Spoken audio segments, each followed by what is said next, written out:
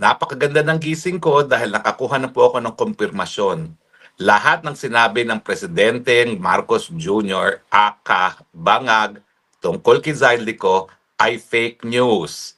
Kumpirmado po, hindi siya naaresto. Kumpirmado po, hindi nakadetena si Zaldi. Kumpirmado po, ligtas si Zaldico. So mga Pilipino, mga kababayan, hayan po, for the record, ang ating presidente ang siyang nagkalat ng fake news. Confirmed, confirmed, confirmed. Pero nais ko rin pag-usapan, bakit ba nagagalak tayo na fake news yung pagkakaaresto kay Zaldico? Hindi ko naman po sinasabi na hero si Zaldico, ha? Hindi ko po sinasabi na walang pananagutan si Zaldico. Darating ang punto na kinakailangan harapin din ni Zaldico ang pananagutan. Pero sa ngayon, importante kasi yung siniwalat ni Zaldico. Hindi po pwedeng magmilinis ang ating presidente, aka Vangag, at sabihin na ang kanyang administrasyon ay sineryoso ang korupsyon dahil si Zaldico ang nagbigay testimonya na ang presidente ang arkitekto ng korupsyon pagdating po sa flood control scam at sa scam ng infrastruktura. Hindi po mabubura na bagamat siguro may pananagutan si Zaldico kung hindi siya nagsalita na siya mismo ang nag-deliver ng 25 billion na kupit. Kupit pa ba yun? Napakalaking kupit naman yung 25 billion na yun na kinurakot kay Marcos Jr. Wala tayo ngayong testigo na naglantad ng ganyang katotohanan. At siyempre, hindi gaya ni Madriaga, kapanipaniwala ba si Zaldico? Well, siyempre, unang-una, wala naman pong talagang magdududa na si Zaldico ay malapit na malapit, hindi lang doon kay Tambaluslos, kundi kay Bangag Jr. mismo. Bakit? Dahil alam natin na supporter na talagang matindi si Zaldico ni Marcos Jr. Nung kampanya, ako, tatayong testigo na yung Agusta helicopter na pressurized na merong sariling radar kaya kaya niya lumipad sa ulap, no? Naiwan kaming lahat dahil yung helicopter lang ni Bangag ang merong radar nung kami nagpunta sa saan ba 'yon? Sa Apayaw ba 'yon? Yung Kilabernos papunta ng Kalinga, hindi na kami nakasunod dahil siya lang yung may helicopter na may radar at maulap. Yan po, gamit 'yon. Helicopter 'yon ni Zaldico. At hindi naman kaduda-duda, walang nagdududa na napakalapit niya kay Tambaluslos dahil siya ang talagang committee on chairperson, kaya chairperson ng Committee on Appropriations. At siyempre, hindi po talaga kaduda-duda na alam ni Zaldico kung ano ang mga in-insert ni Marcos Jr. dahil siya ang chairperson ng Committee on Appropriations sa House. Bakit mas importante pa yung papel niya sa pagbuo ng budget kaysa sa senador pagdating sa pantao ng budget? Kasi nga po, lahat ng appropriations dapat magsimula sa Kamara. So waro-waro lang yung mga senador at mga senador, happy na sila kung collectively meron silang 150 billion na insertion na pagkakakitaan dahil 24 lang sila. Diba? So, wala pong kaduda-duda, may kredibilidad si Zaldico, hindi gaya ni Madriaga na dinideny ngayon ni VP Sara na hindi man lang niya kakilala yung Madriaga yan at tanging ebidensya niya na magkakilala daw sila ay larawan na alam naman natin, pag politiko ka, no? Talaga namang ikay nagpapapicture-picture, no? Otherwise, walang boboto sa'yo, di ba? So yan po ang kahalagahan ni Zaldico.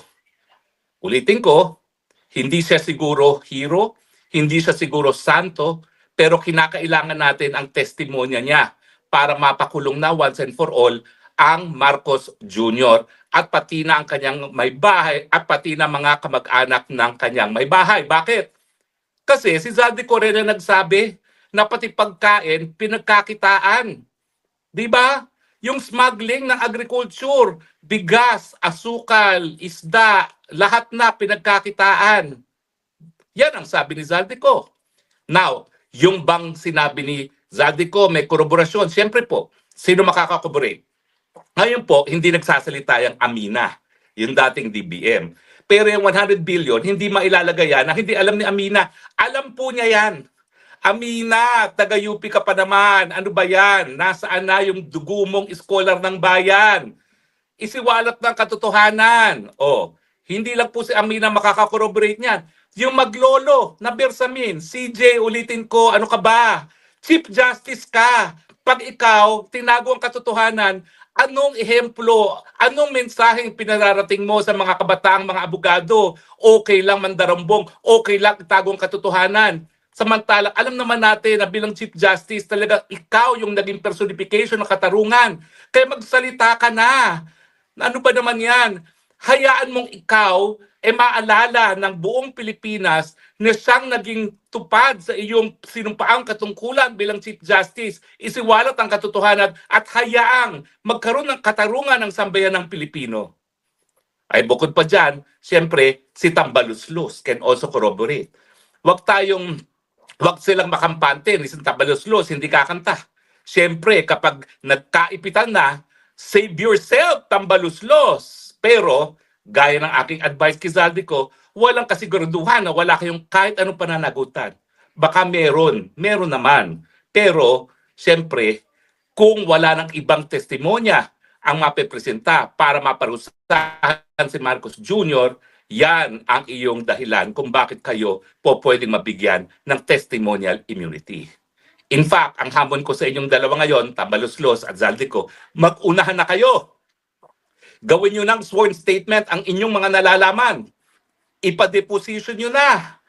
Ipa-perpetrate nyo na ang testimony ninyo. Pwede namang kunin ang testimonya ninyo sa isang notary abroad at pwede nang ipa-apostil yan. Hindi na kinakailangan pumunta pa sa opisina ng konsulado.